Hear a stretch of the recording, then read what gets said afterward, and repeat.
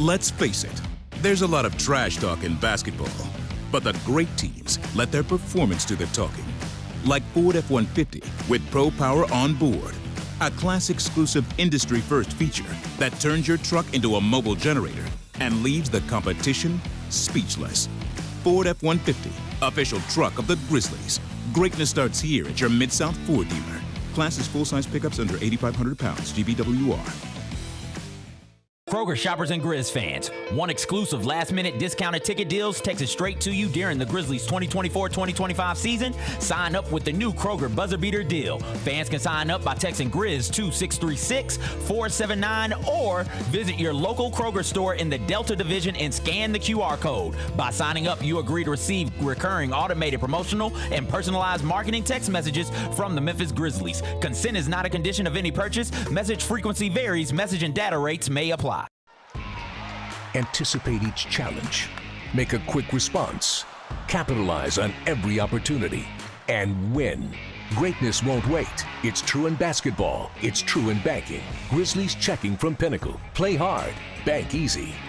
Open a Grizzlies checking account with at least $100 and a recurring direct deposit by August 31st, and you could receive a $200 direct deposit bonus into your account. Details at grizzliesbanking.com. Member FDIC. Thanks for showing up, Memphis. Nothing beats catching your Grizzlies IRL, and nobody knows that better than you. So next time you want to hit up a game, Ticketmaster's got your back with tickets to every upcoming matchup. Whether you're catching the Grizzlies at home or on the road, you'll find tickets at Ticketmaster, the official ticket marketplace of the Memphis Grizzlies and the NBA. Keep putting that jersey collection to use and get Grizzlies tickets today. There's no better brag than saying you saw it live. See you courtside again soon, Memphis.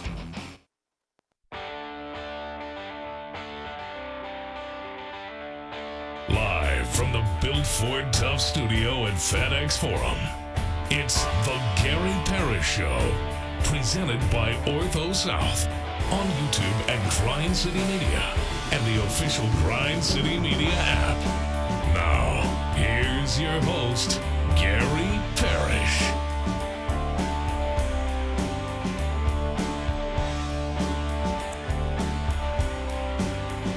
All right.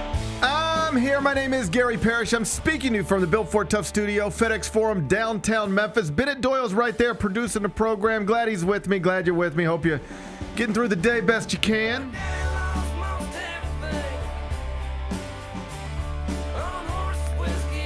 And I hope you took time out of your busy schedule yesterday to sit down in front of the television, figure out where True TV is, and take in the first game of the 2025 NCAA Tournament because it featured Alabama State. Normally, I wouldn't tell you to care about that, but Alabama State is coached by a Memphian. His name is Tony Madlock, and one of his best players is a young man named Amarr Knox, who is, of course, from Bartlett High School, and they combined last night with more Memphians on the bench and more Memphians on the court and more Memphians on the staff, and it was terrific.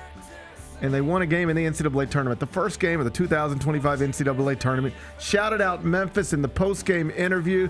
Just a really sweet scene. We'll talk through it momentarily. First, though, quickly, let me set today's schedule for you. When I finish this open, we'll take a break, come back, do 5 more things you need to know, at which point we're going to discuss 5 previously undiscussed stories. Among them, the Grizzlies will return to the court tonight. Out and up in Portland. 9 o'clock tip. Santi Aldama, Scottie Pippen, both listed as questionable. Ja Morant will miss the 27th game of the season. Left hamstring soreness is to blame. We'll talk Grizzlies. We'll do that in about 30 minutes. According to a new study, about 20% of children use their phones in movie theaters. I know this is going to drive Bennett crazy. I'm actually surprised it's not a little higher. We'll get Bennett's thoughts on this. We'll let him rant. We'll do that in just a bit. The young man from Iowa, who is the last known person to see a missing college student alive in the Dominican Republic, is no longer under police watch. He should be leaving the Caribbean islands soon. Interesting twist in this future Dateline episode. I'll get you updated on it in the next segment. We got some news on Happy Gilmore 2 that some fans are apparently upset with.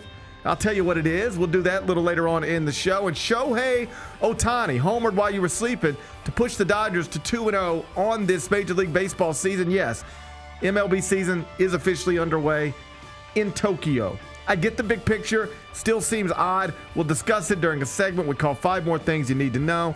Then we'll eventually do GP's carry out and we'll call it a day. So that's the rundown. We got a lot to get to.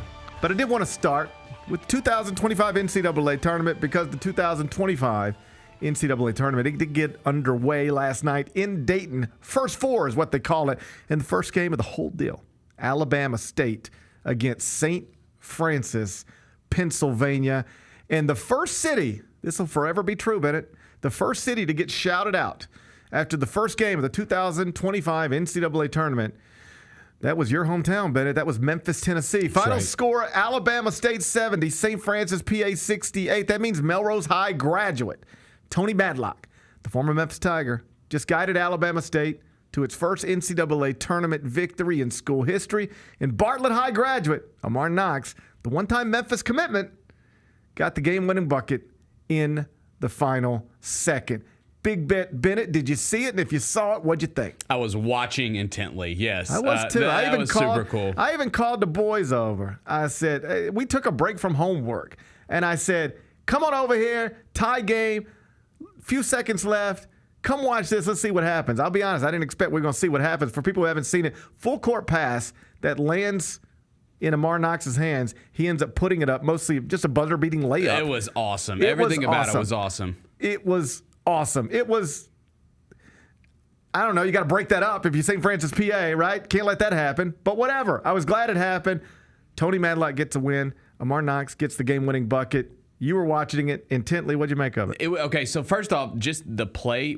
It was cool seeing, because, you know, they'll go afterwards. I love that they do this in the NCAA tournament. They'll go to the locker room afterwards and get the coach talking to the players. And it was cool seeing him acknowledge this because they mentioned it on the broadcast. Even Jalen Rose said it in the studio. That was not just a lucky play. That pass was a pinpoint pass right in front of the basket, and it created like a scrum of players. Yes. And so it was just like, whoever wants this is going to have a chance to go up and get it and make the layup, and Alabama State, you know, able to secure it and get the layup. That's exactly what I want from a studio analyst in that moment, a former player. Like Jalen he wasn't just like, hey, isn't that amazing? He was like, here's what they did. They took it below the free throw line. Mm-hmm. It's a scrum. Now you have to, it's very much like a Hail Mary. Yes. You know, and now we're fighting, right? Yep. And now we're fighting. And they're not going to blow the whistle. So it's like, if you can get the ball and get it up, right, here we are. And it worked. It wasn't the most beautiful play in the history of basketball. It wasn't Christian Laettner, right? You know, the turnaround jumper. But it was the right play. It counted the same. Yeah. It counted the same. And it was just awesome to see all of those people have that moment. Tony. Mm-hmm. I mean, there's some familiar faces there. Everybody knows Tony, but, you know, there's other staff members who are Memphis natives sitting next to Tony. Amarr Knox is the person who went viral last night, but there are other Memphians and people with Memphis connections on that Alabama State roster. Mm-hmm. And to see them, you know, almost represent Memphis, although Alabama State was on their chest, was just kind of a cool thing. And I really do think it hammered home the importance, or it should hammer home the importance, of going where you belong. And not, if you are a prospect, just taking the biggest offer you can get. Because so often that is what young people do. Mm-hmm. And once upon a time, that is what Amarr Knox did. You might remember he was committed to the University of Memphis. Yeah. He was committed to play for Penny Hardaway. And at the time he committed, I had never seen him and was only basing any opinions off of stuff I could find on a computer, mm-hmm, or recruiting rankings or recruiting analysts or coaches that I might talk to. But I'd never put my own eyes on him. And at some point I went out. He had a grassroots practice here in the area, and I went out to see him. Not just him, but just see. And I say this as respectfully as I say it. All of this is going to turn into a compliment. But do you know what my impression of him was that day? He does not need to go to the University of Memphis. At the time, given the caliber of basketball player Penny Hardaway was consistently recruiting, Amarr Knox looked to me like somebody who could graduate from Bartlett High, go to the University of Memphis, and sit on the bench and then transfer. I didn't think he was a Memphis caliber player at that point. And he ultimately ends up decommitting smartly because he would have been sitting on Memphis's bench. You want to know how I know that? He has mostly sat on Alabama State's bench for the past 2 years. He played 18 minutes a game as a freshman, played 15 minutes a game as a sophomore.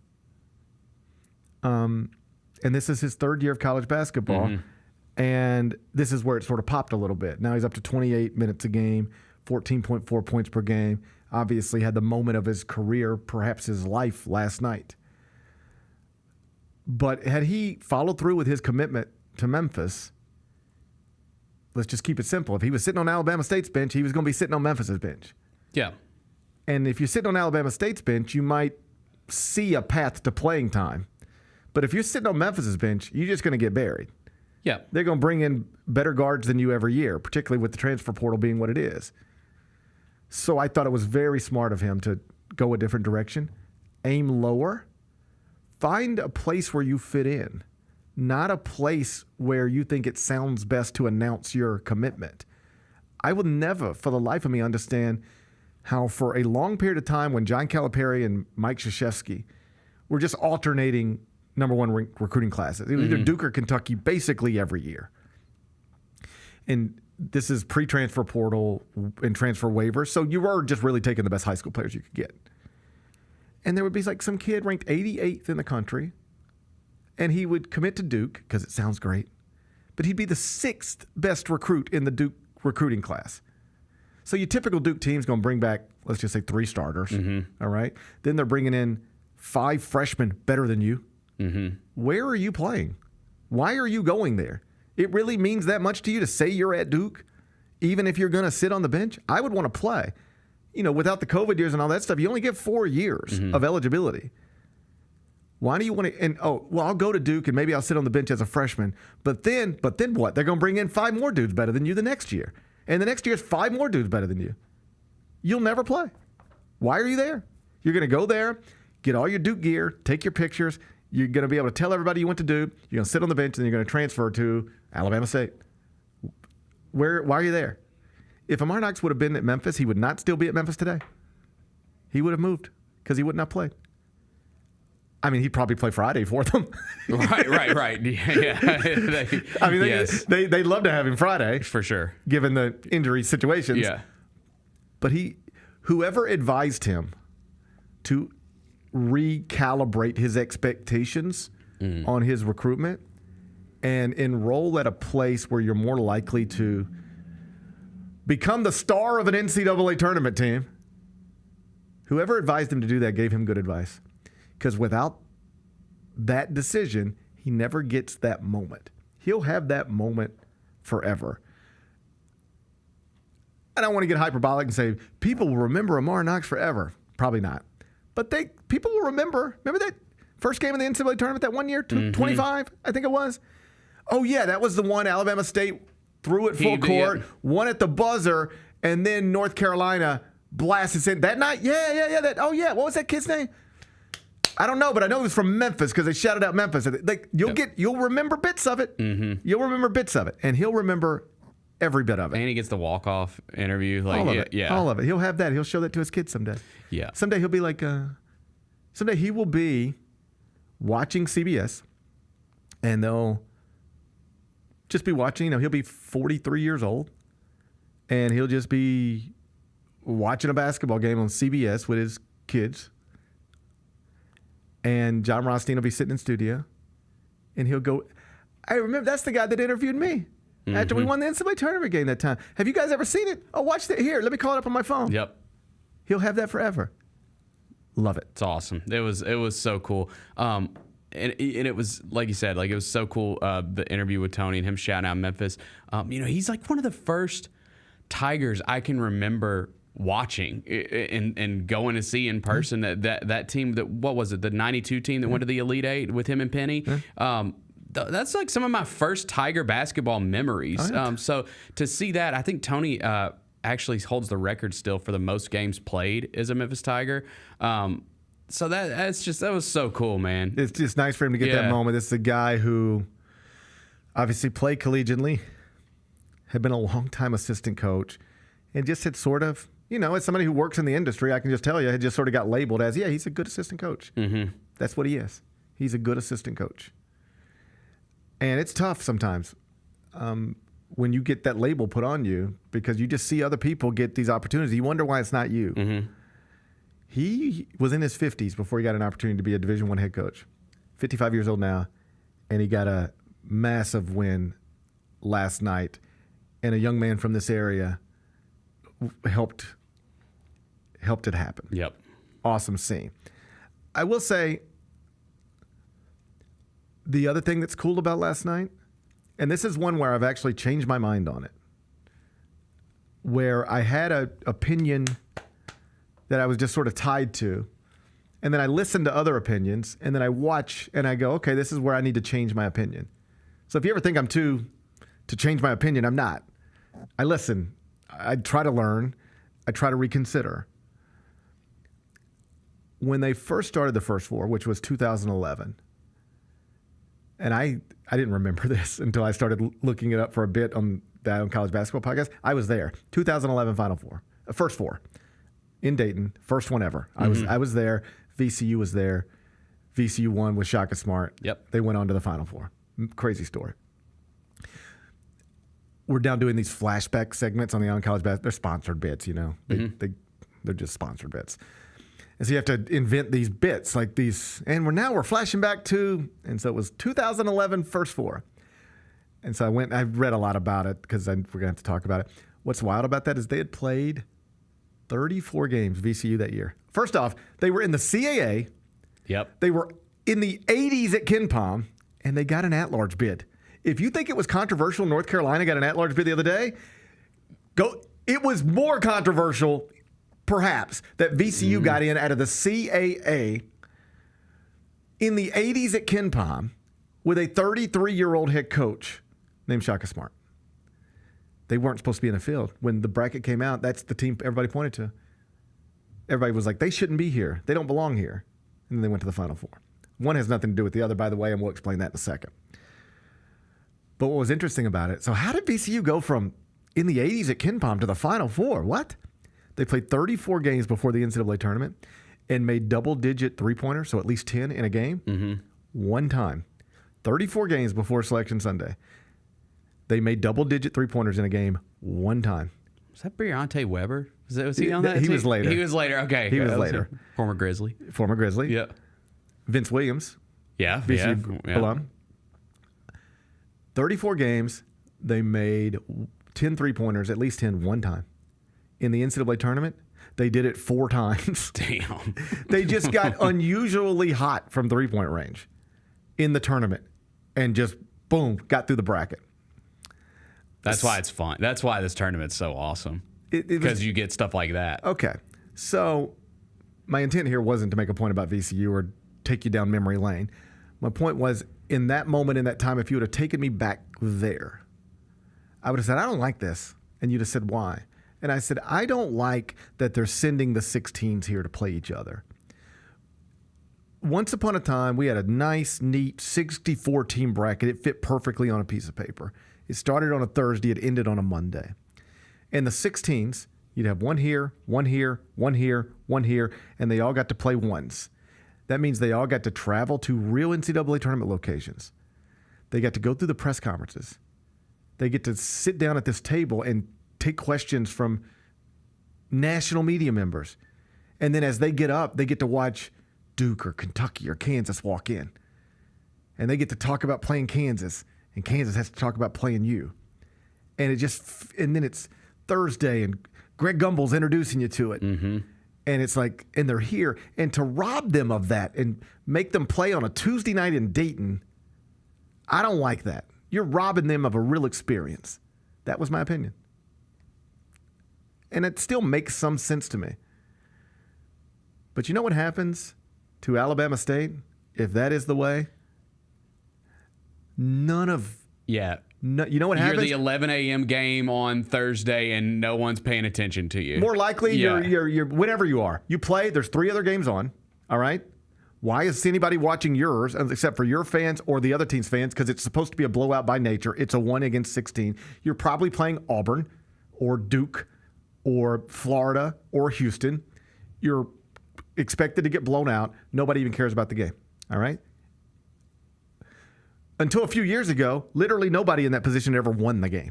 Now it's happened twice, but you are more likely to lose by 30 than win by 1. You just don't. I don't even need to know anything about your team. You got a 16, they got a 1. You're more likely to lose by 30 than you are to win by 1. Maybe more likely to lose by 40 than win by 1. All right. So if you have the old format, Alabama State doesn't get to go play in a standalone game on national television. Instead, they go play a game while 3 other games are going on Thursday or Friday, and they get their brains beat in. Mm-hmm. You and I, seriously, never even talk about them. Never even spend. We're like, oh, yeah, Tony Madlock made the NCAA tournament. That's cool. Now they're going to lose by 30. How's Tyrese Hunter? We just don't even care. But because they were on that stage last night, we kind of cared. And oh, yeah, I was invested. Yes. So I had a conversation many years ago. TJ Otzelberger, who's now the head coach at Iowa State. Mm-hmm. He, at the time, was the head coach at South Dakota State. And they had won their conference tournament to get an automatic bid, and there was at least some thought that they could be sent to the first 4. I don't believe they ultimately were, but there was some thought. And I was talking to him, and I was like, so what do you want? He's like, I want to go to the first 4. I'm like, really? He's like, yes. And I said, explain that to me, because that's the opposite of what I would assume. He said, well, first off, on a basic level, I just want to win a game. I just feel better. He's like, GP, I know you've never been a coach, but it feels so much better when you win than when you lose by 25. Mm-hmm. Just feels better. Go play golf with somebody who's way better than you, and like just say we're no handicaps. We're just going to play. You get your brains beat in. That doesn't feel as good as beating somebody, even if the somebody is comparable to you and not comparable to that other person. It just feels good to win. I see it on a very basic level. 8-year-old baseball. These little 8-year-olds, like they're all generally happy and having a good time, but you can see their mood change just by winning or losing. Their mood does change. Walk around like this or walk around like this. Winning feels good. He's like, I want to win a game. Yeah. Beyond that, I want to be able to say I've won a game in the NCAA tournament. It is technically a game in the NCAA tournament. It goes on my Wikipedia page. Beyond that, we get money for it. Our conference does. So it's like, we can make money. We go play Auburn in the first round. We're losing. We ain't making money. We go play St. Francis, PA in the first 4. We can win that game. We're making money. And my kids are feeling success. Yeah. And then their only NCAA tournament memory won't be losing to Auburn by 22 or whatever. They'll always have this. And now whatever happens next is gravy. TJ was like, I want to go to the first 4 because it gives us as a program a chance to get a win. If we are a 16 but not in the first 4, we probably have no chance to get a win. Put us in the first 4, man. That's where I want to go. I switched my opinion on it. I think Tony Madlock would probably have rather been a 16 in the first 4 than even a 14 because you get to have that night. If you were watching college basketball last night, you watched Tony Madlock coach a game. You watched Amarr Knox play in a game, TJ Madlock play in a game, and then they got to have some success. I would prefer the first 4 not to exist just for the integrity of the tournament and bubble and everything else. I don't think we need 68 teams. But if we're going to have them, I actually kind of like 16s playing each other because they are at least one of them is guaranteed to get a win. And in the previous format, they're all basically guaranteed to take losses. I like it too. I think it's one of those things that it's grown on us over time. Like I'm with you. When it first happened, I was in the same, like, this is stupid. Why are we doing this? But now that we're used to it and we've done it for so many years, I like it because you get the selection show on Sunday, and then you get this primer, right, leading up to the big Thursday, Friday. Everybody loves Thursday, Friday, the first weekend, right? That's one of the biggest sports weekends of the year. So I like that we have this whole kind of week-long deal now going into it all. I think that's kind of cool. If I could snap my fingers, I would undo it. But given that we're not going to undo it, the argument then becomes, what do you do with the 16s? because some people say all auto biz should go into the main bracket, and the first 4 should be nothing but at-larges. Mm-hmm. And I'm not against that. I actually understand that, but I don't think the 16s would prefer that.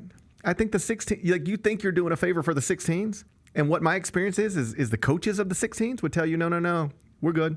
Yep. We like coming to Dayton.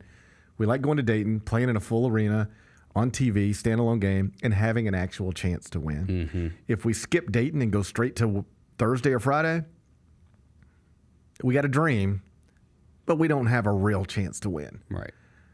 This gives us a chance to win on national TV, make money, make memories. We would prefer this. I think, given the current format, I think it's probably done right. Given the current format, I would change the format. But given the way it is now, I think it's probably done right. Moving on. After we got done with that game, we had the one most people were interested in, North Carolina, San Diego State, because North Carolina was a controversial inclusion into the 2025 NCAA tournament. They were the last team in the field despite being 1-12 in Quadrant 1. And I made this point yesterday on CBS Sports HQ because I was asked, if North Carolina wins tonight, will that no, it will prove nothing as it pertains to the question you're about to ask me, which is, will it prove they belong? No, because nothing that happens, and we've been over this, after Selection Sunday has anything to do with whether you belonged in the bracket on Selection Sunday.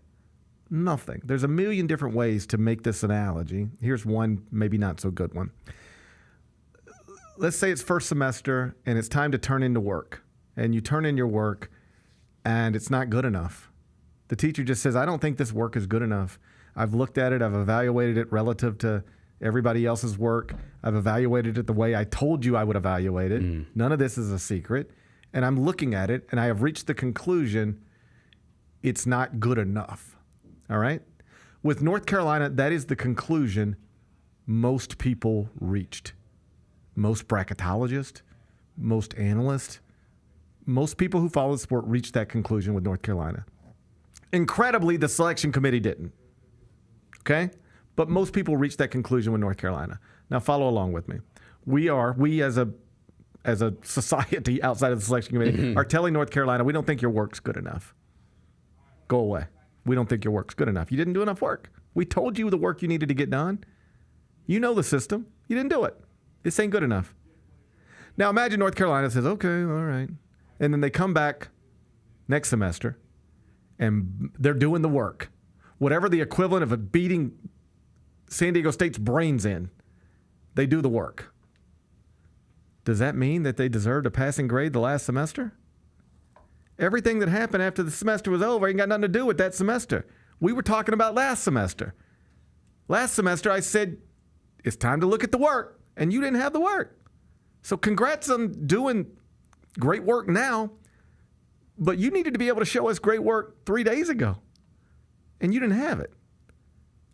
That's what North Carolina is. They looked awesome last night. They did look awesome. They shot above 50% from the field, above 50% from three. They beat San Diego State 95-68, but it does not have anything to do with the conversation we were having in advance of Selection Sunday. They were 1-12 in Quadrant 1. And oh, by the way, still 1-12 in Quadrant 1 because last night was a Quadrant 2 game. 9-0 now in Quadrant 2. You know how much the committee loves that. Happy for them, I guess. I imagine it must feel nice if the whole world's out there telling you don't belong somewhere, and then you go, well, we're going to show up anyway. Mm-hmm. And then you go out and do what they did last night. That must feel great. And if I were one of those players, I'd probably be close to screaming, what'd y'all say? What'd y'all say about us? You know, I get it. I don't blame RJ Davis for popping off a little bit. Nah, and I'm rooting for him because he came on the show at the beginning of the year. I'm rooting for him. I don't mind the play. I would too. I would too. The whole world's saying you don't belong. Yeah. You think you do. And then you get in and you do this to San Diego State. Pop off. It's fine with me. I get it. But it doesn't change the conversation. Not for most of us who are actually having a nuanced conversation. Mm-hmm. As you know, on podcast and even television, nuance is not great. I've learned over the years, best thing you can do, just be really strong this way or really strong this way. Sure. You know what I do? I'm mostly nuanced somewhere in here. I'm mostly trying to tell you both sides of everything. I'm mostly trying to say, this is what I think, but I could see this. And then I try to explain it to you and probably take twice as long as I should sometimes. That's okay.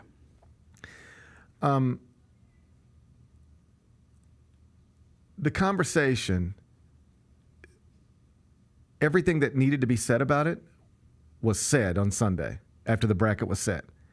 And we don't have to revisit that because nothing that happens after that, including what happened last night, changes the conversation. North Carolina will forever go down as being a team that was 1-12 in Quadrant 1 on Selection Sunday that most bracketologists did not believe belonged in the field. Not that they weren't good enough to win games in the field. These are things other people get mixed up too. There's a big difference between not being good enough to make the field and not being good enough to win games in the field. Like Rice, not good enough to be in the field, not good enough to win games in the field. North Carolina, not good enough to be in the field, but if you put them in, could they win? Yeah. Yeah, they got good players. I said that for weeks leading up to it. I don't think they belong in, but if you put them in, they can win games. I mean, they're preseason top 10. But they didn't belong in. Just because they proved last night that they could win a game in the NCAA tournament against other borderline NCAA tournament caliber teams doesn't mean they belonged in the bracket. It just means that they could beat other bubble teams pretty badly when they play well and shoot it like crazy from beyond the arc. That is all it means. If you hear anybody else try to tell you it means anything more than that, they're talking too much probably. Gotcha. One last thing, college basketball note, then we'll move on. Indiana hired its coach yesterday, Darren DeVries, out of West Virginia. And I only bring this up because I think it's interesting. He was there for 1 year. And, oh, buddy, what a week for West Virginia. Well, that's what I was going to say. That you think these stakes don't matter as far as getting left in or left out of the tournament when you're close? Okay, so look what happened. Okay, so most people, think about this, and this is a good point because this is not something I was going to bring up, but it's right.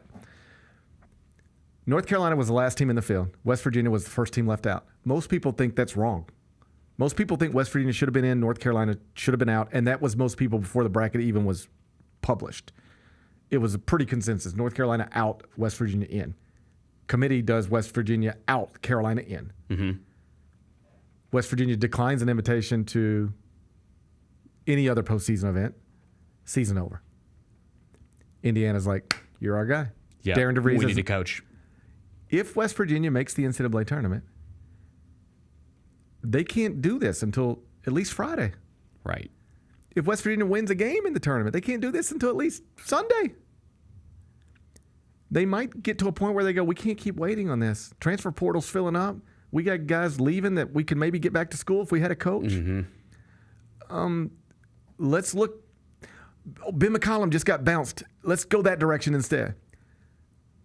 It is not a stretch to suggest that it is possible the committee putting North Carolina in the tournament over West Virginia also played a role in West Virginia losing its coach to Indiana yesterday. Because I'm just telling you, there is no scenario where West Virginia loses its coach yesterday. Right. If West Virginia's in the tournament. And Indiana might have grown impatient and said, we got to do something else. Because this stuff does happen all the time. I'll give you a great example. Whatever year it was, Wichita State goes to the Final Four. Fred VanVleet, Ron Baker, all that. Carl Hall, that name sounds familiar. It's out in L.A. at Staples Center. I'm there. West Virginia, the regional is out in L.A. at Staples Center. Elite Eight game. I want to say it was like Wichita State, Ohio State, maybe, because I remember John Legend was there too. Okay. Chrissy Teigen, I think they were there because of Ohio State. Anyway, Wichita State goes to the Final Four. What I subsequently learned is that UCLA wanted to hire Greg Marshall to be their coach. And Greg said, I'm not going to talk to you until my season's done. I'm interested, but I owe it to my players and my employer to stay focused on what I'm doing. I don't want anybody to ever say, I'm paraphrasing here, but like this was his mindset. I don't want anybody to ever say if we lose in the Final Four or the Elite Eight or whatever, that it's because I was distracted looking at the UCLA job. I'm interested, but I'm not talking to you until we're done. And as soon as we're done, let me hug my wife and kids and then let's sit down. Mm-hmm. And they kept winning. It was like, now they're in the Sweet 16. Now they're in the Elite Eight. Now they're in the Final Four. And that from the Elite Eight to the Final Four, that pushes it another week plus. And UCLA finally just said, we can't keep waiting. do you want to be our coach? And he said, I'm not talking to you till we're done. They said, well then we'll go hire Steve Alford. Mm-hmm. This stuff happens. Yeah. So it is wild to think that if West Virginia's in the tournament, this would not have, it might have still happened someday. It would not have happened yesterday. It would not have happened today. And you never know when Indiana, you start going, oh, and the other thing can be true too. Darren DeVries gets in the tournament. I love my team. There you go. Yep. He goes into the tournament thinking I'm going to leave for Indiana.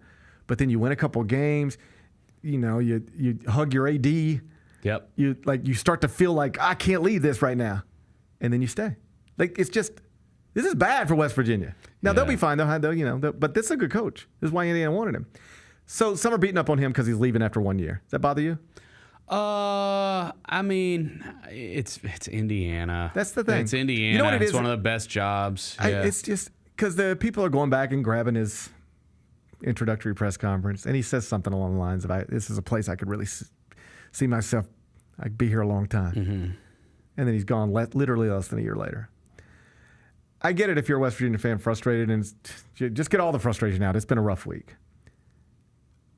I always try to flip it. Instead of going, I can't believe this guy would leave West Virginia less than a year after taking the job, I always try to approach it from the other side and go, why would this guy do this? Or why wouldn't he? Okay, what is the reason he did that? Here's when he was introduced at West Virginia, I bet he did think he could be there for a while. You want to know why? He was a longtime assistant. Then he gets a mid-major job, and suddenly you're offered a Big 12 job, and it's like the place Bob Huggins used to coach, and it's a place that's gone to a Final Four, and you're like, man, this is, woo, I'm here. I did it. I got it. I got the job. Without any idea that less than a year later, Indiana could want you. Mm-hmm. And throw all that money at you. Yeah, but it's also just like there are tiers to jobs. West Virginia is a good job. Really good job. And then there's Indiana. You know what it's exactly like? Or very similar to? Lane Kiffin, Tennessee, USC. Everybody banged on Lane for leaving Tennessee after 1 year. I don't think he wanted to. You know what I think happened? And I don't think Darren wanted to leave West Virginia after 1 year. You know what I think happens? Somebody lets you know you can be the next coach at USC, the next football coach at USC if you want to, and you're like, Jesus Christ. Really? I just got here. But you're telling me I can go take the job Pete Carroll used to have? Live in Southern California? That? I mean, gee, I don't want to leave after a year, but how do I not? And you know what people are telling you? Lane, if you don't take it now, you'll never get it. This is a once-in-a-lifetime deal. If you don't take it now, you'll never get this opportunity again. Oh, my God, I got 6 hours to decide whether I want to leave Knoxville after 1 year or turn down my dream job? That's hard. He took his dream job. He might tell you it was a mistake with the benefit of hindsight, but that's what he did. I understood it. This is similar. When you take the West Virginia job, you probably do believe I'm going to be the West Virginia coach for a long time. But then what happens when Indiana calls? Take Indiana out of it. What if Bill Self just announced, I've had enough of this. I'm going to retire. And then Kansas picks up the phone and calls you. You going to stay at West Virginia because, well, it's only been a year? Or are you going to take the Kansas job because it's Kansas? If you put the Indiana job and West Virginia job on this table and just said 100 coaches, which one you want, unless they're from West Virginia, they want the Indiana job. Mm-hmm. That's all this man did. He's just making the same decision anybody else would make. Yeah. It's just that it's uncomfortable and awkward because he's making it less than a year after getting this job. But it's not his fault. You know, like a lot of variables involved. How does this happen? Mike Woodson can't win enough with a expensive NIL roster at Indiana. So he resigns midseason. That's the first thing that has to happen for West Virginia to lose his coach. Right. The Indiana coach has to be not good. So then the job opens. Then you know what else has to happen? Scott Drew has to say he doesn't want it. Yeah. And Brad Stevens has to say he doesn't want it. And probably a few other people have to say they don't want it. And then they have to become interested in you because you're doing a good job at West Virginia after you just did a good job at your other spot. And then the committee has to keep you. It's just a lot of things. Yeah. But at the end of it, it's just like, hey, Darren DeVries, I know this is weird. But if you want to be the Indiana basketball coach, he's yours for more money and with a better NIL. Like, I know it sucks. But if you're somebody who is hating on that guy, Just put yourself in his shoes.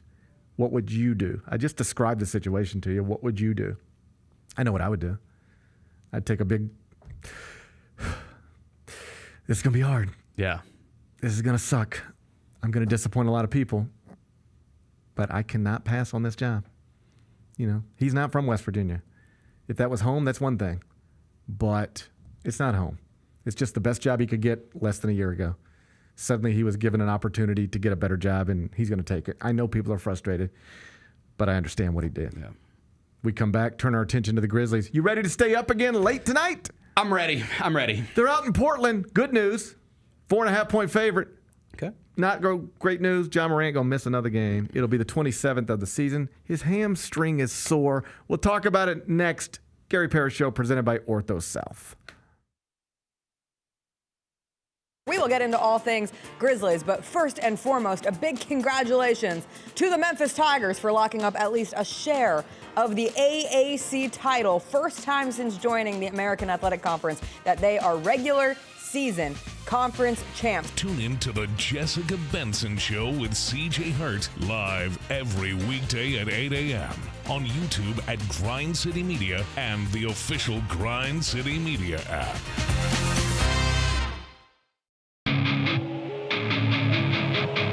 Our fans have a huge impact on our ability to play to the level that we're striving for. Drop off, Durant. Oh! Well, you wanted home crowd involvement. I love those moments where you see our guys engaging in the fans, and the fans just get pumped up. They are standing in FedEx Forum. I would hate to be on the other side with the opposition when FedEx Forum's rolling. That's such an unbelievable relationship that our group has with our fans. Grammy, Academy, and Golden Globe award-winning superstar, Mary J. Blige, live in Memphis. The For My Fans Tour, live at FedEx Forum Saturday, April 19th, with special guests Neo and Mario. Get tickets now at livenation.com. The iconic Mary J. Blige for one night only. Sonic Radio. Welcome back to Sonic RNDIO. That spells radio with me, the CIO. This just in, the new Sonic $1.99 menu lets you build a crave-worthy meal for just $1.99 an item. Whether that's a creamy shake, crispy tots, or a quarter-pound double cheeseburger. This just out. Ostriches. They're mean, not very cute, and in my opinion, way too big for a bird. Don't miss the Sonic Fun 99 menu. 5 items, always $1.99. Live free, eat Sonic. Tax not included. See menu for details. Thanks for showing up, Memphis. Nothing compares to catching your Grizzlies IRL. And that all starts with buying tickets at Ticketmaster, the official ticket marketplace of the Memphis Grizzlies and the NBA. Ticketmaster gets you to the game so you can catch every highlight. Put that jersey collection to use for the next game and get Grizzlies tickets at Ticketmaster. Whether they're here at FedEx Forum or on the road, Ticketmaster's got your back when it comes to scoring tickets. And there's no better brag than saying you saw it live.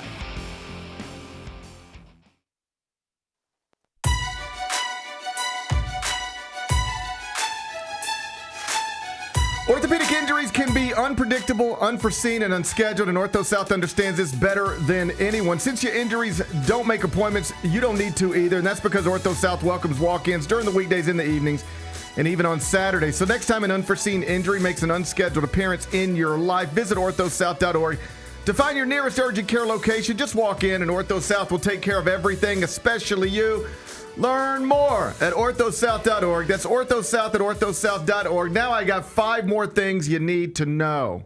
Number 1. Your Memphis Grizzlies will return to the court tonight. They're going to do it in Portland. It's Grizzlies Trailblazers inside the Moda Center, 9 o'clock tip. So get your coffee ready or your 5-hour energy ready or whatever it is you need to stay up late at night. Get that ready because we tip it off a little after 9 o'clock tonight.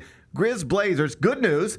Grizzlies are listed as 4.5-point favorites, and they could really use a win, if for no other reason, just to make people feel better about the Grizzlies, right? That's the good news. Yep. Bad news, Santi Aldama, Scottie Pippen, still both listed as questionable. Ja Morant already listed as out. He will miss his 3rd straight game with hamstring soreness, and it will double as the 27th missed game of the season for the Grizzlies franchise point guard. How you feeling?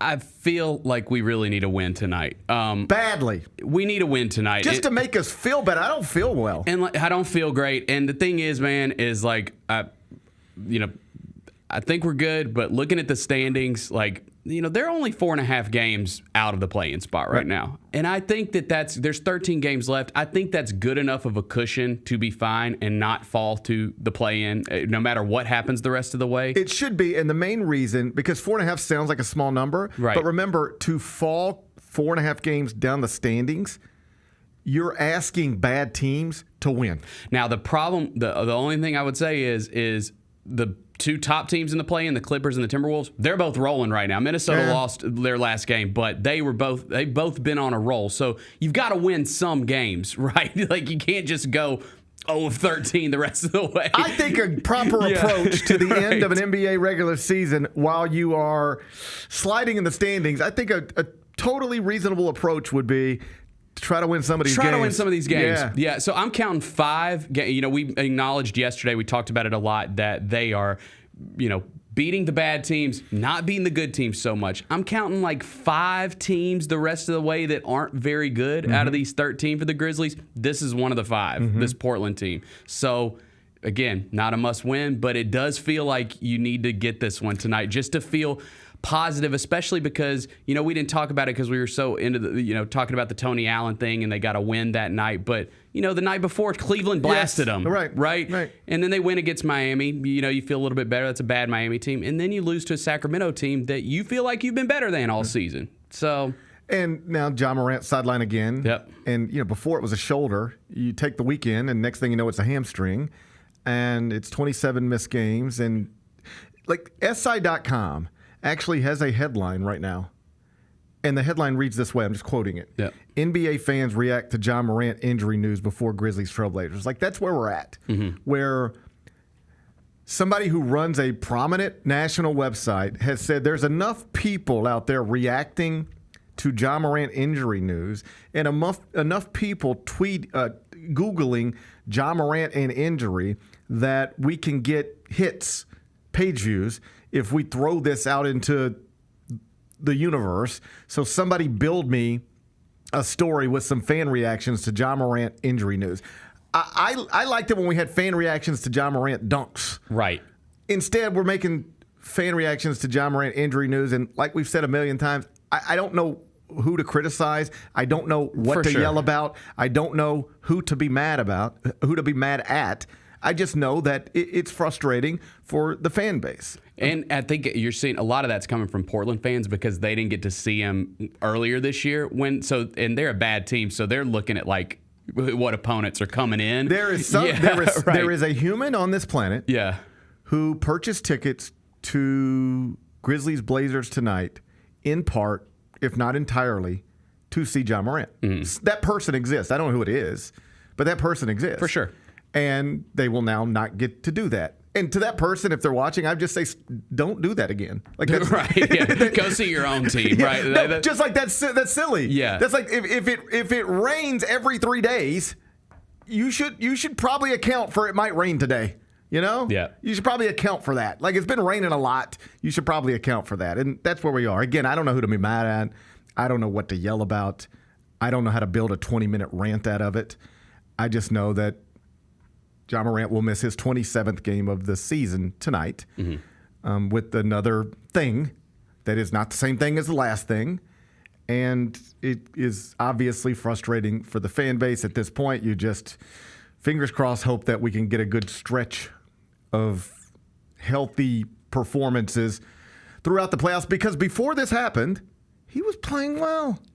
They dropped, 44 on Cleveland? I know they lost, but even before then, he was playing awesome. Yes, he looked the best he looked all season. So when he's on the court, and this hasn't been true this entire season, but most recently, when we've seen him on the court, I think you could reasonably say he was playing his best basketball of the season. And now he's not playing basketball again. Either way, Grizzlies are still favored by 4.5 tonight. Tip at 9 o'clock. We'll see if they can get back to the winning side of things. Number 2. According to a new study, Bennett, children use their phones in movie theaters at a rate of about 20%. 20% of children, so let's just say under 18, when they go into a movie theater, they are going to pull out their iPhone or whatever kind of phone they got at some point and be goofing around on it. Does that offend you as somebody who loves the theater? This is definitely going to be an old man yelling at the clouds moment. Get it out. Because this is bad. This is bad that we're trending in this direction. That our youth are doing this. It's the youth. This is the next generation. Our youth are looking at their phones during movies. It's not good, bro. It's not good. The movie theater is a place that's what I go to. Go ahead, get it out. I'm addicted to my phone. I acknowledge that. I think a lot of people are addicted to their phones. Like it's just habit to pull it out and start looking at it. Right? Yeah. But that's the beauty of the movie theater is it forces you to stop doing that. That's why I love going to the movies because it forces me to disconnect. Like put the phone away, don't look at it for 2 hours or an hour and a half, and just enjoy what's on the screen in front of you.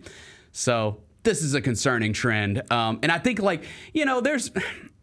It's funny, you get the thing, the picture that comes up like before the movie starts of like the guy like hunched over and he's filming this and he's filming the screen and it's like you could go to prison for filming this. You could go to prison. I actually don't think that that's like really true. That is not being enforced. I see people posting clips from movie theaters all the time now. Now you go to prison.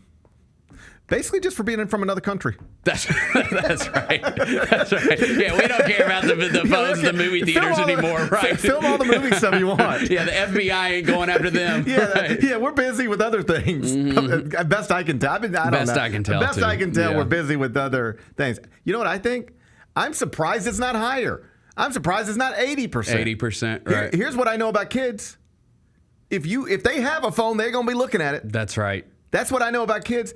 If they have a phone, they're going to be looking. So I bet you 20%, if this is accurate, who knows? It's just something to talk about. but if it's accurate. It's accurate. It's accurate. Okay, let's call it accurate. I found this. It's accurate. Okay, Bennett says freaking Bloomberg. That's like a legitimate publication. Bennett said it's accurate. I'm going to say if it's accurate, I bet you it's 20% of people in the theater under the age of 18 look at their phones. But I bet it's 100% of the people under 18 who actually have phones with them. Mm-hmm. Dude, nothing. I mean, it pisses me off. I will not. I will not look at my phone during a movie.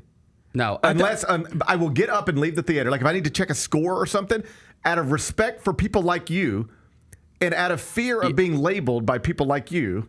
I'm not going to have my phone just all bright in a movie theater. I'm not going to do that. And I think there's levels to this. Like, if you get a text message, right, or a phone call or something, I think it's okay to, look down at your phone, like just see who. That's what you got to have one. That's what this is for. Yeah, okay. That's what this is for. Yeah, I think it's okay to do this, like look down. But, nah, man, you can't just pull out your phone with a bright screen and just start texting it up while there's people sitting behind you. That messes my view up, dude. And I hate that. And I also hate people who talk. Like, let's just shut up. Shut your ass up. Just shut up. You can like whistle if there's an interesting scene or so you can. Yeah, but I'm mostly just shut up. Yeah. Which also makes it odd that a classic first date ever became a movie. Because what is the point of spending, like in theory, it could be the first 2.5 hours you ever spend with this person, and you will spend it sitting next to each other, not talking. That's why you go to coffee afterwards and talk about the movie. Okay, Bennett. Yeah, okay. Coffee, dessert, something like that. Yeah, pre-game dinner or after the movie dinner, whatever you prefer. I just always thought that's an odd first date. To sit next to someone that you barely know. By definition, it's the first date. You might barely know them. Yeah. Sit next to them for 2.5 hours. Like I did that before. First date with a person I barely knew. I've done that quite a few times. And we went to, what was the Mike Myers movie? Dr. Evil and all that stuff? Oh, Austin Powers. Like Austin Powers 2 or something like that. Yeah. We went to one of I remember Austin Powers being a part of it. I think I remember that. Mm-hmm. And we just sat there and I remember thinking, this is kind of weird. Like I should be asking her what her last name is, but it's not appropriate to talk right now. But I don't know this person's last name. Yeah, and I think like there's different. Again, the phone thing, that's a no-go. Like I'm totally against that. Like if you're going to see like a horror movie, like the new the new Scream or something like that.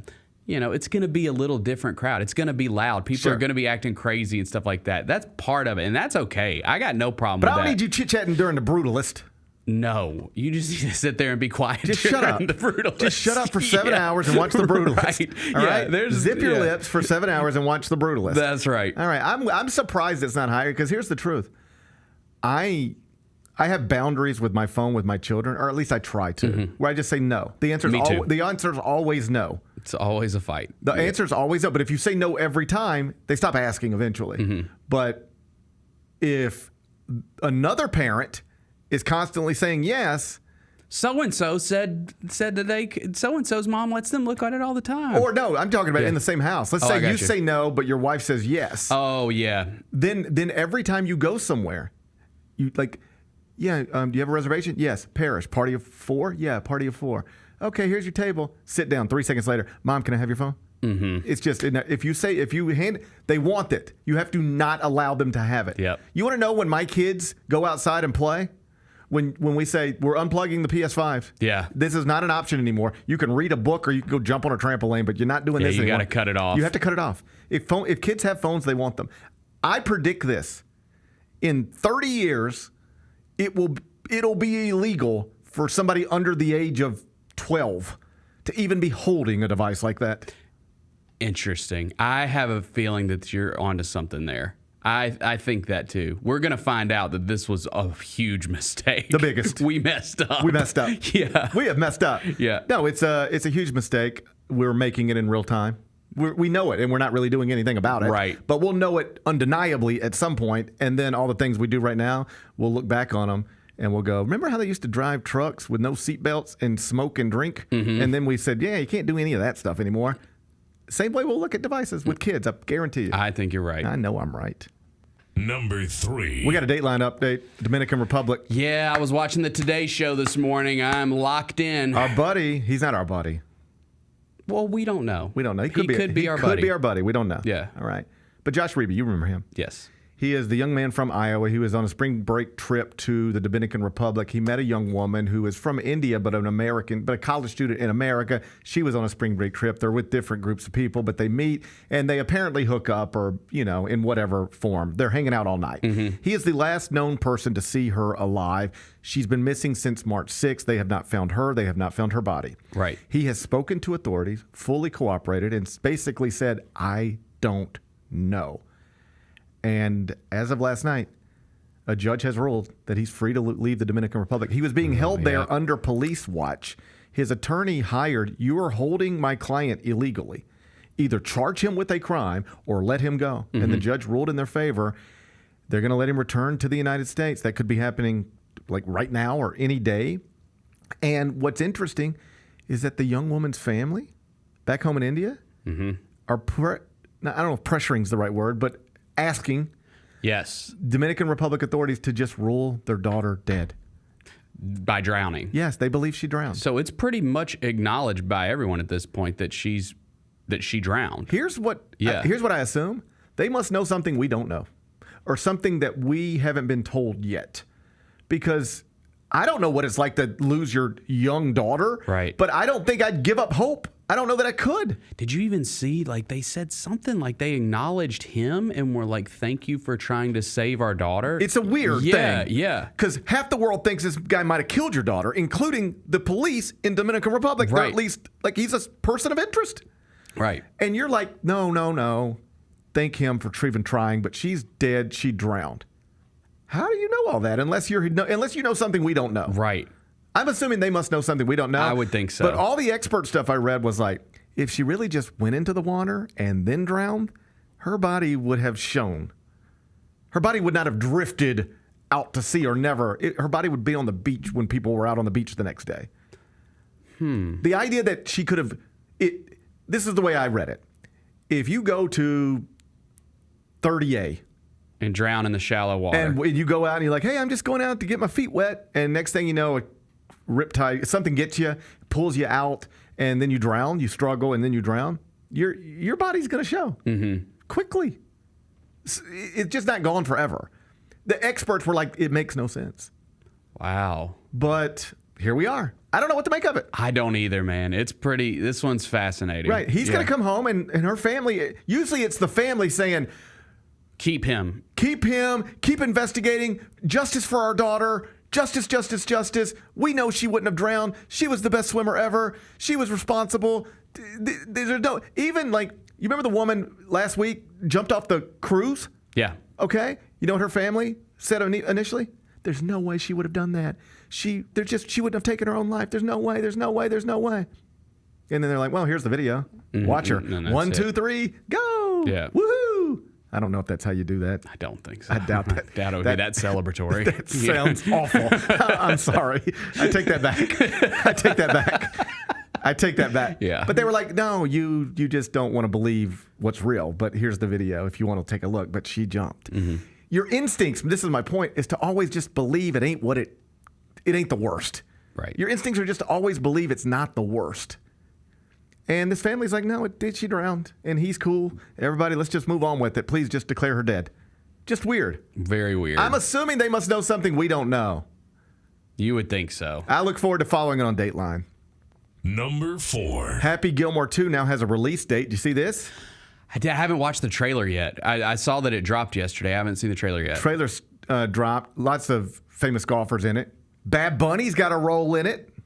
I figure, you know what? Everybody likes Bad Bunny. He's the best. He's the I'm best. a huge Bad Bunny fan. Who's not a Bad Bunny fan? fan? I wouldn't say, I'm not like listening to all of his new music, but yeah. I feel like I like that dude. Ever since the Puerto Rican, what was it, the street fight between him and Damian Priest at Backlash? Yes. Man. I feel that's a good way to put it.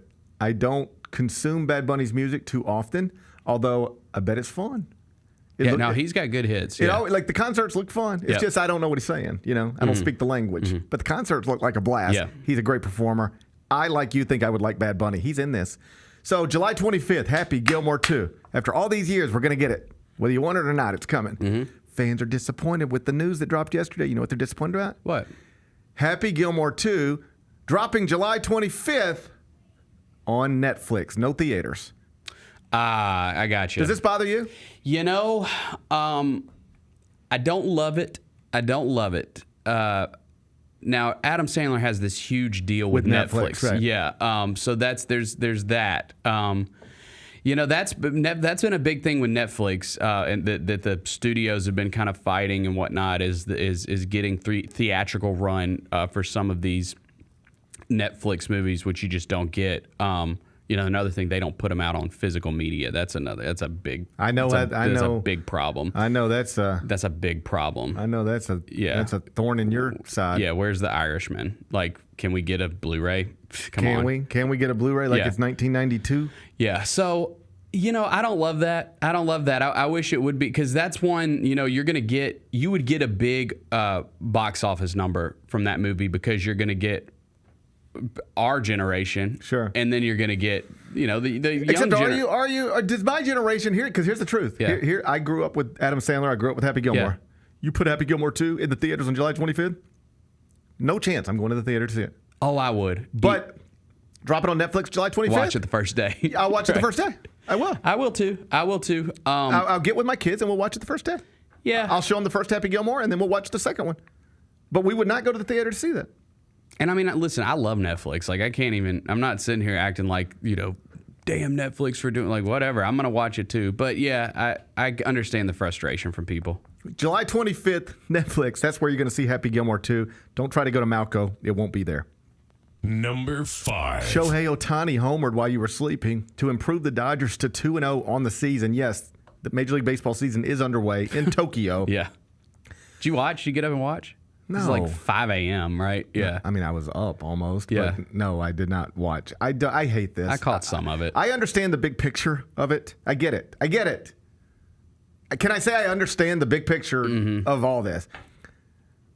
Opening day should be something more than happening in the middle of the night in Tokyo. This whole 5 more things has just been old men yelling at the clouds. It really has. I mean, these damn youths. Well, the other 28 teams don't open for another week. Right. I hate it too. It's the Cubs and Dodgers in Tokyo. It's a 2-game series, and they're real games. The Dodgers won both. The Dodgers won both of them. Shohei homered, and the Cubs will now return to Arizona for spring training.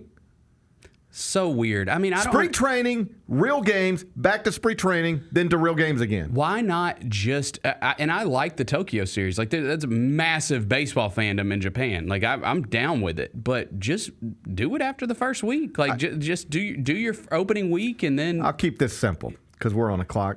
Here's the simplest way I can put it. I'm sure they have great reasons in their own heads for why they do it this way, the timing, all of it. It just feels weird.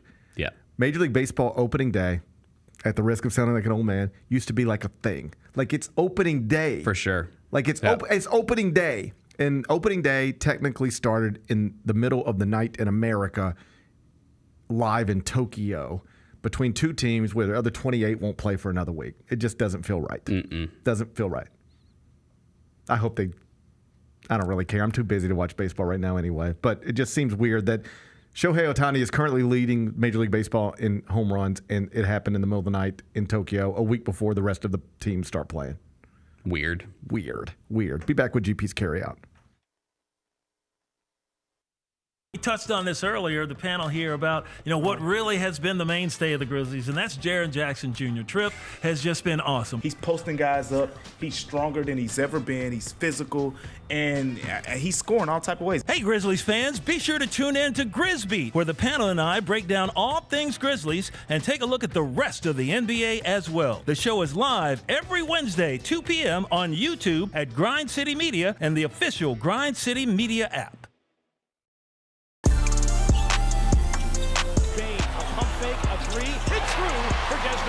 FBK, fly by King. Wheels through the lane, now spins back. Ja hangs, puts it in! Oh, what a shot by Morant in the clutch. So hot. Oh, Jaren said no! Because he doesn't put on a play, comes up with a monster block. Kroger shoppers and Grizz fans, one exclusive last-minute discounted ticket deals texted straight to you during the Grizzlies 2024-2025 season. Sign up with the new Kroger Buzzer Beater deal. Fans can sign up by texting Grizz to 636-479 or visit your local Kroger store in the Delta Division and scan the QR code. By signing up, you agree to receive recurring automated promotional and personalized marketing text messages from the Memphis Grizzlies. Consent is not a condition of any purchase. Message frequency varies. Message and data rates may apply. Shinedown. Dance Kid Dance Tour. Live in Memphis. FedEx Forum, Saturday, August 30th. With special guests, Bush and Morgan Wade. Get tickets now at LiveNation.com. Shinedown, live in concert. For more, visit Shinedown.com. Grizzlies fans, dunks, dimes, and no-looks are great on TV, but nothing compares to catching them IRL. And that starts with buying tickets at Ticketmaster, the official ticket marketplace of the Memphis Grizzlies and the NBA. Ticketmaster gets you to the game so you can catch every highlight in person. From seeing your favorite Grizzlies stars up close to hearing the squeak of the sneakers on the hardwood. Put that jersey collection to use and get tickets at Ticketmaster. There's no better brag than saying you saw it live. See you courtside, Memphis.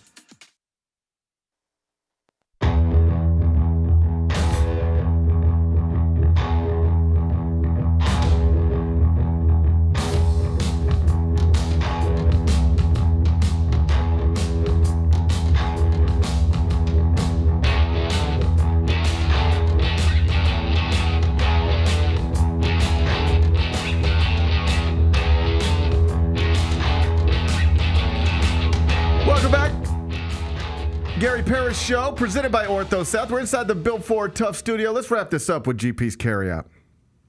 It's time for GP's Carryout. One final segment filled with stuff to take with you. It's not everything you need to know, but it's most of it. What did we learn today? A whole bunch of stuff, but we mostly in the opening segment focused on college basketball, where the 2025 NCAA Tournament got underway last night. First game of the tourney, Alabama State 70, St. Francis, PA 68. That means Melrose High graduate, University of Memphis graduate, Tony Madlock picks up not only his first NCAA tournament win as a college head coach, but also the first NCAA tournament win in Alabama State history. Did it with his son on the court. Amarr Knox, the Bartlett High graduate, gets the game-winning bucket. Yeah. Tony Madlock. As the Alabama State coach, it must feel weird to imagine you're just watching a basketball game and it's Alabama State and St. Francis, PA, and you see, oh, wow, that was a wild ending. Here's the Alabama State coach, and he's like, stand up, Memphis, stand up. You're like, why is he shouting out Memphis? What is this? Alabama State and St. Francis, PA? It's basically like a Memphis team. It's basically like a Memphis right, team. It was awesome. Right. Yeah, I mean, awesome. I had a blast watching that last night. So happy for Tony. So happy for all the people there with Memphis connections. And now they move on to play Auburn in the round of 64. Needless to say, they're a big underdog, but every one of those young men and Tony and everybody on the staff, they go down now as people who have won NCAA tournament games, won games in the NCAA tournament, and now no matter what happens in this next round, they'll be able to say, it was back in 2025.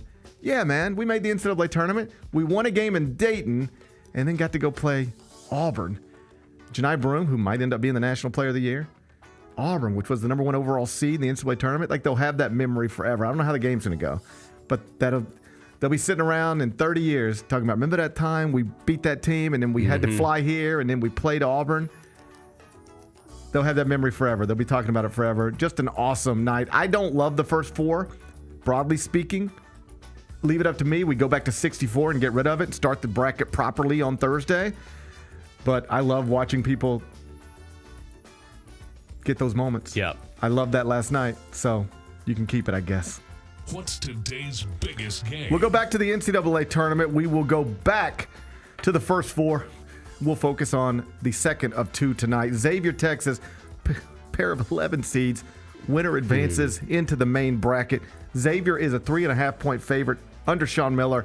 A lot of people think Rodney Terry, the Texas coach, needs to win this game and maybe more to ensure that he's back as Texas's coach next season. Tip is at 8:10, True TV.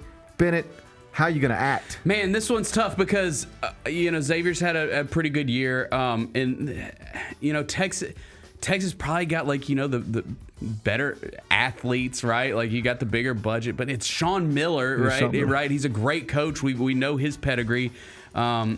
He's coaching. You ready for this? Yeah. If Sean Miller beats Rodney Terry tonight and Texas removes Rodney Terry, guess who's going to be among the candidates for the Texas job? Who? Sean Miller.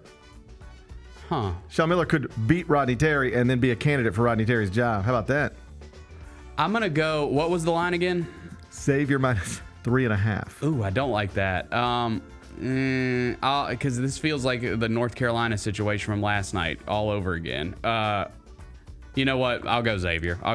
Bennett said he's taking Xavier. You can watch it tonight. True TV, 8:10 tip. What are we watching on TV? Are you caught up on the White Lotus? Oh, am I caught up? Buddy. Dude, that last episode was amazing. That was like one of the best episodes of TV. I think it was the best episode of that show maybe ever. I felt like I needed to smoke a cigarette or something, and I don't even smoke. It was a wild ride. It was intense. It was intense. Yeah, it was intense. That Sam Rockwell monologue. Woo! Woo! That took me, that took me places I didn't think I was going to go. Yeah. When you sit down with one of your old buddies, you don't expect that story to come out of their mouth, do No, you? you do not at all. And it just kept going. I was like, whoa. It just kept getting wild. And Walter Goggins was great. He was like, he was so good. Sam Rockwell is married to the reason that he was even there, I believe, he's married to the girl. She's with the group of the older women. I can't think of Leslie Bibb, maybe? Yeah, the one that was in Talladega Nights. Yeah, Leslie Bibb. Yeah. They're married, I believe. Yeah. I think that's why he did a cameo. He was great. He was great. Buddy, that story was wild. Mm-hmm. You just imagine you're in a different country and you go to connect with one of your old buddies from back home that you ain't seen in a long time. You're like, hey, buddy, how you been?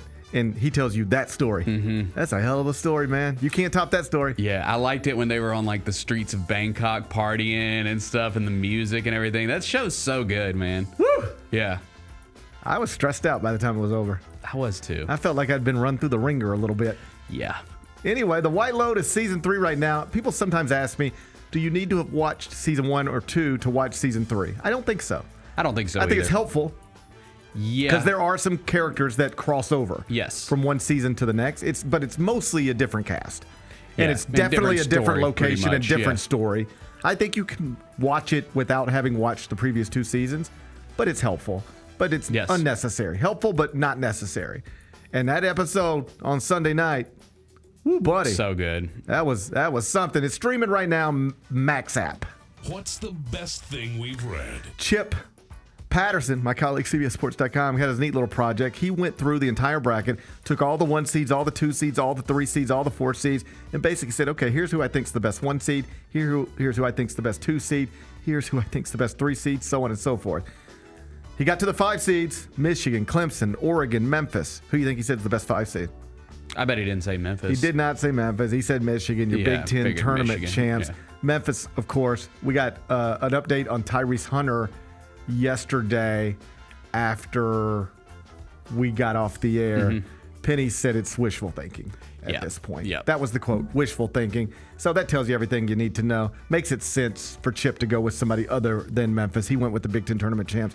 You can read that, CBSSports.com. What's on tap for tomorrow? You tell me, Bennett. What is on tap for tomorrow? Yes, tomorrow we are doing a big, I want to make sure I have the right lingo, but we're basically doing a big bracket show tomorrow and Friday. It's going to be the whole crew. We're going to be in the big studio, rotating cast of characters, all your favorite GCM personalities, and it'll be a massive Call a party. Call it a party. A massive tournament bracket breakdown party. It's a Grind City Media party. Yeah, so be sure to be on the channel. We'll be having a lot of fun tomorrow. And I think I might join by Zoom. I believe you will be joining us tomorrow morning. Yes, because I'll be in my home in New York City. Good. Yeah. All right. So I'll talk to you guys tomorrow. Looking forward to that. Should be a fun show. Should be a fun next couple of days. I'm excited, man. I love these are like the best. Outside of the Super Bowl, these are the best 2 days on the sports calendar. Great days. Yep. Great days. Yep. Great week. I hope everybody enjoys them. Have a great rest of your day. We'll see how it goes. And then good luck, man. What time's the show start tomorrow? We'll start at 8. Yep. 8 a.m. Yep. Tomorrow back here on Grind City Media. I'll pop in live from New York. Should be fun. Till then, be careful, be kind, be good. Rep your hood.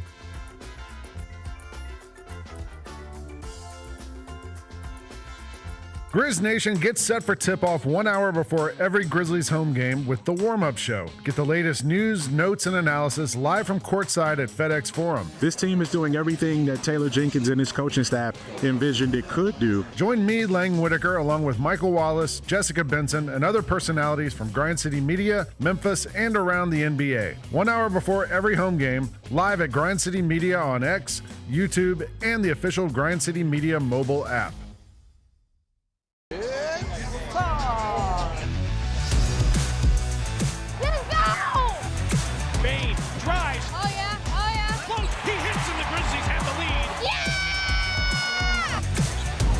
With a knockaway. Good defense. Durant attacking, spinning, hanging, and hitting.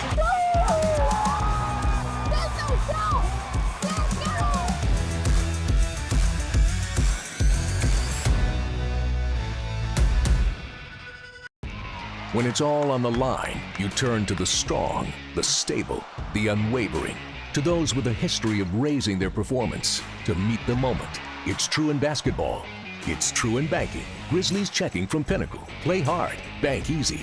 Open a Grizzlies checking account with at least $100 and a recurring direct deposit by August 31st, and you could receive a $200 direct deposit bonus into your account. Details at grizzliesbanking.com. Member FDIC. Thanks for showing up, Memphis. Nothing beats catching your Grizzlies IRL, and nobody knows that better than you. So next time you want to hit up a game, Ticketmaster's got your back with tickets to every upcoming matchup. Whether you're catching the Grizzlies at home or on the road, you'll find tickets at Ticketmaster, the official ticket marketplace of the Memphis Grizzlies and the NBA. Keep putting that jersey collection to use and get Grizzlies tickets today. There's no better brag than saying you saw it live. See you courtside again soon, Memphis. We are in March, which is Women's History Month. True. And we were talking about how do we kick off the show? What can we talk about? And we were like, why don't we talk about women's shoes? The Sabrina one. Okay. Can't go wrong. Right? That's a good shoe. And the two, you could argue, is even better. But the one's you can't fine. have the two without the one. Yeah. In the month of February, the Sabrina 2. was the second most worn shoe in the NBA in minutes played. The Sneak Fest Show, live Tuesdays at 2 p.m. on Grind City Media on X, YouTube, and the official Grind City Media mobile app.